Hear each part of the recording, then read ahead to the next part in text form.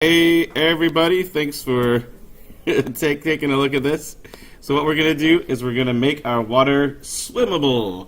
The idea is that we're going to make, if the player is touching the water blocks, I'm going to go jump into the water. The physics works differently inside of the water so that you're sort of swimming around, and then when you get out of the water, you go back to regular physics. Like climb out and jump up here and move around and all sorts of stuff. And at the same time, you'll notice that I'm no longer able to jump in the air. This problem, it's not really a problem, but the fact that most of us want our platformers to be platformers and not Flappy Bird means that we can't jump in the air. So this is a solution for both of these problems and a whole bunch of other possible things that we can do. So it's a pretty powerful technique. So check it out. First of all of the code that we're going to be looking at today is going to go in update player, which is kind of funny, right? Because we're doing terrain. So it's a little bit of a mix of things. It is sort of more related to the player because we don't want to change the physics of the world when we jump into the water. Some people actually did that, and that was a pretty ingenious little solution of changing gravity to make water feel more realistic, but unfortunately it changes it for everyone. So everything falling sort of breaks. So we're going to do it just for the player, and basically what we're going to do is change how the player responds to the keys. And we can do that by checking to see if the player is touching any kind of water. So in theory, you could have done this in contact started. When contact started happens, you could somehow change the name of the player or some other technique we've been doing, but it's really clunky. And what if you stop touching? I mean, what if once that contact is stopped and you're still touching water, you're still swimming through it? What do you do? So what I'm going to show you is a way to just get a list of all the things that's touching your player. Just get a list of all the other F boxes you're interacting with, and then you could just look through that list and check to see if there's water inside of it, in that list. And if you're touching water, then you can shut it down. So getting a list of all the things that's contacting one body or another is super useful. I'll show you what it looks like. I have this variable, by the way. We're going to use this. Boolean touching water. It starts off as false. I'm going to assume we're not touching water. And what we'll do is we'll get all the things that are touching our player, all the F boxes that are touching our player. We'll loop through that and check to see if any of those things is water or water surface. I have two different water blocks because one's animated, one's not. And then if that's true, we'll set touching water to true. And then afterwards we can ask an if statement. We can say, hey, if we're touching water, then the arrow keys work this way. Else, the arrow keys work the original way that they would normally work. So we'll have sort of an if statement afterwards. So here we go. We'll do this together. This is something I feel like looping through an array list we've done quite a bit, but I don't feel like a lot of people are quite solid with it yet. So I want to show you another example, but I do ask that you bear with me. I'm going to show you how this example is actually very similar to other ones. So we're going to take a side trip as we do this. So first of all, we're going to write a while. No, actually, no. First of all, we got a list of contacts. So the way you get a list of all the things touching your player is JPlayers. Sounds like some kind of Java library. Players.getContacts. This .getContacts function, what it does is it's exactly what I said. It gets all the list of contacts that are touching. So we have to save this list somewhere. We want to be able to refer to it in some kind of a loop. So what I'd like to do is make a variable that will save that thing. So what we're going to do is make an array list variable that will save this information. So array list, these are F contacts objects, and I'll call it contacts. So the name of the list of things contacting the player is going to be called contacts. Hey everybody, I know it's Monday morning, but can you tell me where you've seen this before? F contact? Where's that? Somewhere out there. Where have you seen this before?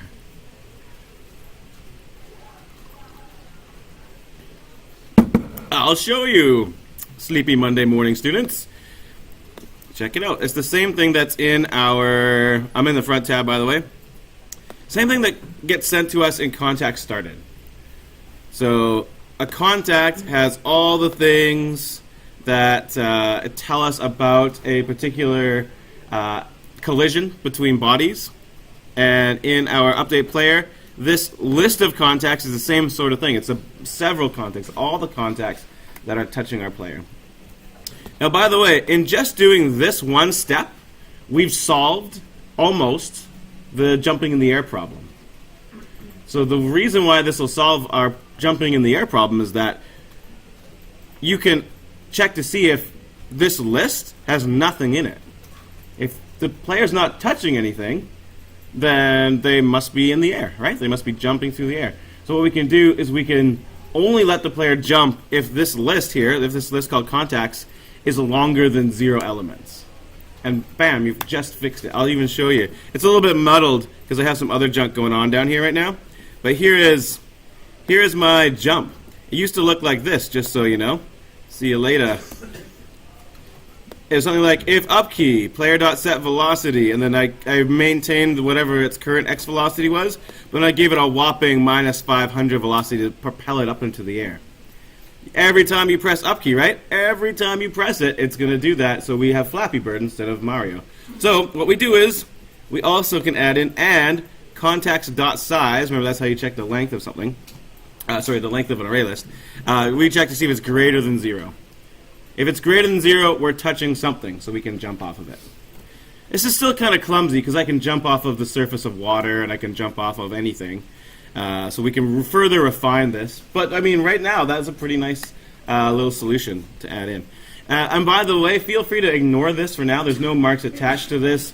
And it is kind of handy to test your game if you're a Flappy Bird flying around, because that makes for easy maneuvering. So, feel free to leave this out and just make a note of it or a comment or something. Okay, so, hey, look at that. Contacts is already pretty handy. So let's go back up here.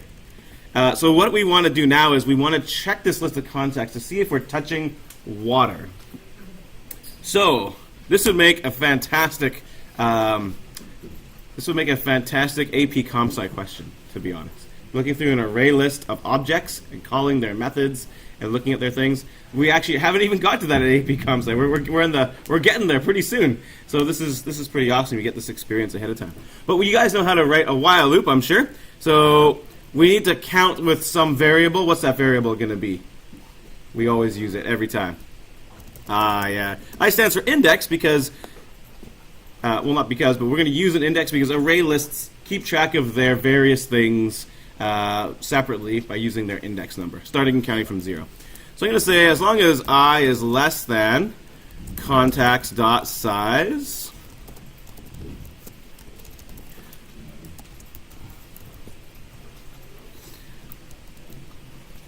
then what we'll do is we'll get the current contact at that index, we'll ask a question about it, and then we'll go to the next one. That's actually the pattern of everything in this project, and kind of the pattern of our bullet hell game engine last year and all sorts of stuff. So let's just do it again, and I want to then compare it to some other things we've done. So first of all, how do we get... Oh, my mouse... my mouse stopped working. Surface keyboards are kind of strange. There we go. Okay, so how do we grab the contact at the current index? That's going to be the get function. So we can just say something like contacts.get. No, that's another word. Get I.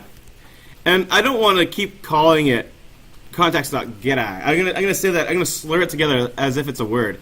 Contacts.getI. I don't want to call this thing contacts.getI, although I could call it contacts.getI and then do contacts.getI dot and then something else and refer to it from there, but that's just clumsy, right? So what I'd like to do is I'll make a temporary name for this thing. I'm going to make another fContact variable. I'll call it something pretty generic because we don't really have any preconceived notions about what's supposed to be in here. We kind of have some expectations, but we don't know. I'll just call it C. C is a good generic contact name. So now, instead of calling it contacts.getI, which is a nice way of saying it, we're going to call it C.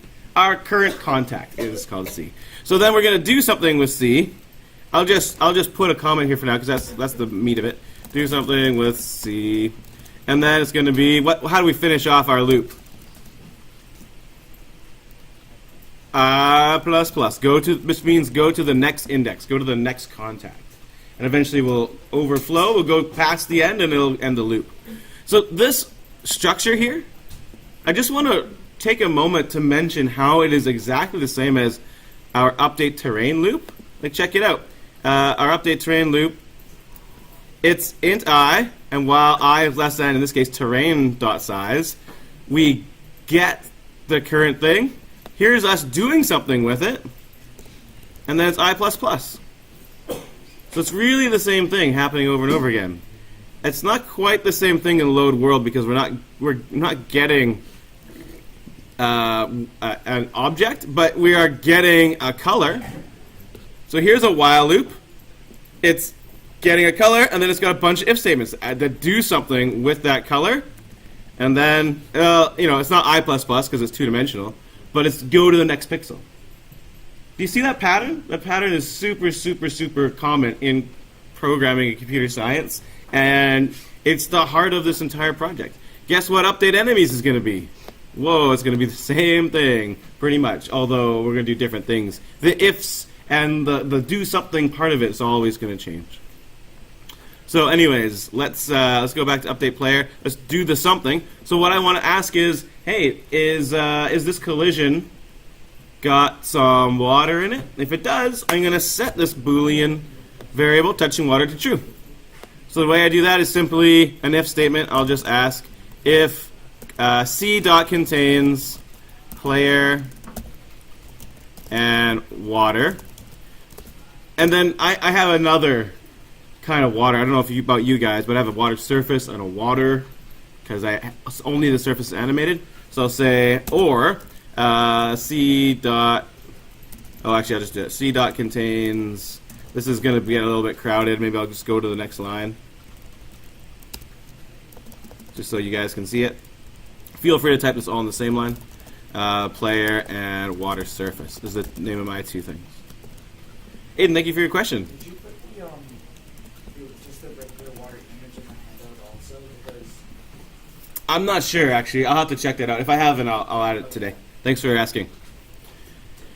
Okay, so there it is. So that is me checking to see if the player is touching the water. Now, of course, we'll have to check each time, right? If he's touching any water, then I'm going to go into this mode, which is a little bit awkward because you could be touching a little puddle, and this turns on.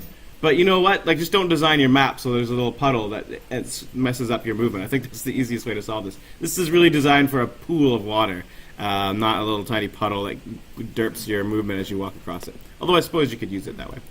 So anyways, what are we going to do? Well, we'll just set touching water to true. And now that everyone's gotten a chance to see this if statement, I'm going to just bring it all into one line, even though that brings it out of your vision, just so that this lines up a bit better. So there we go. So touching water equals true.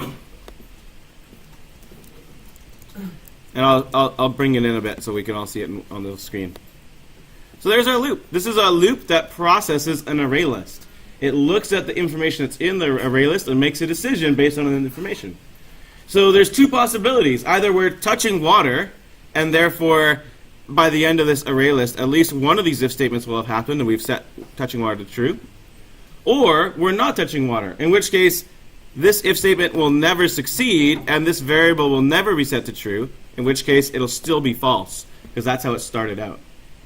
So then after this, and this is where I'm going to leave you guys to just work on it, this is where you can make a decision. You can say if touching water. And then else, you're not touching water.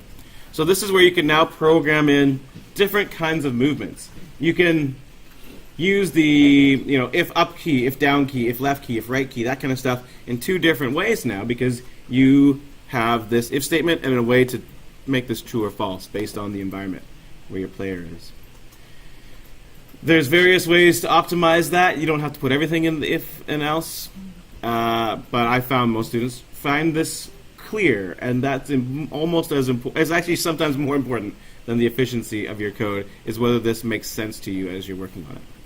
So this would be the movement code for underwater movement, and this would be just the regular movement code that we already have written.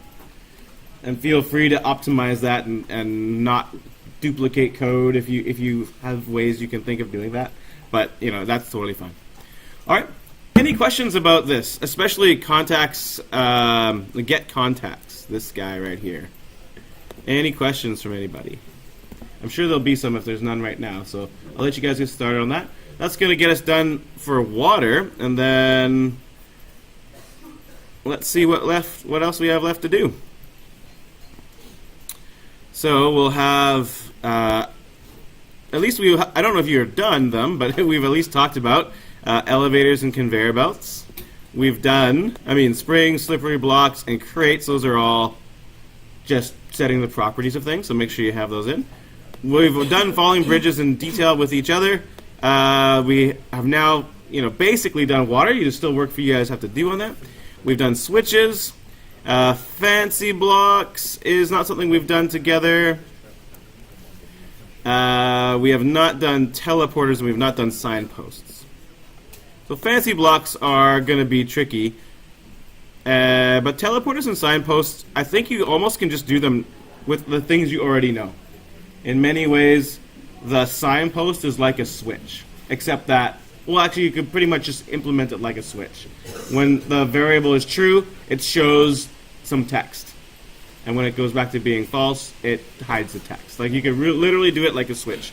Teleporters, they're pretty much just, contact started kind of stuff where you change the position of the character. So these are pretty easy to do. So what I think I'm going to do for the end of the week is, what this will be out of is, I'm just going to add up all the marks here, -3.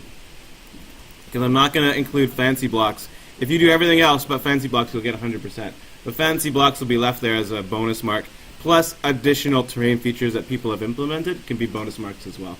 I know some people are working on some really cool additional things. Some people have made more elaborate versions of the things we've done as well, and you'll get marks for that. For example, Ricky, you made switches that work with many, many switches, and I think it's a really sophisticated system. So, yeah, you made redstone. Like, I'm giving you bonus marks for making redstone. Like, that's just the way we do things here. So, so that's fantastic. So that's sort of how the marking will go. So we have today, we have Wednesday, we have Friday. We won't make it due on Friday so that you can take it home over the weekend. But first thing back Tuesday, we'll do the checkpoint, where you'll zip your current project, hand it in, and I can look over it. There'll also be a little sheet that you'll fill out so that it'll guide me in figuring out what is what. Some people name their switches switch, some people name them button, some people name them trigger, some people name them all sorts. I'm like, I don't know what your switch is what, so you'll have a sheet there you can fill out what everything is. I probably shouldn't be recording this on YouTube because now that's not very useful. But hey, maybe somebody will find it useful out there. Some random person in, I don't know, Zimbabwe will be like, wow, I can get marks for this? That's great. Okay, bye, random person in Zimbabwe.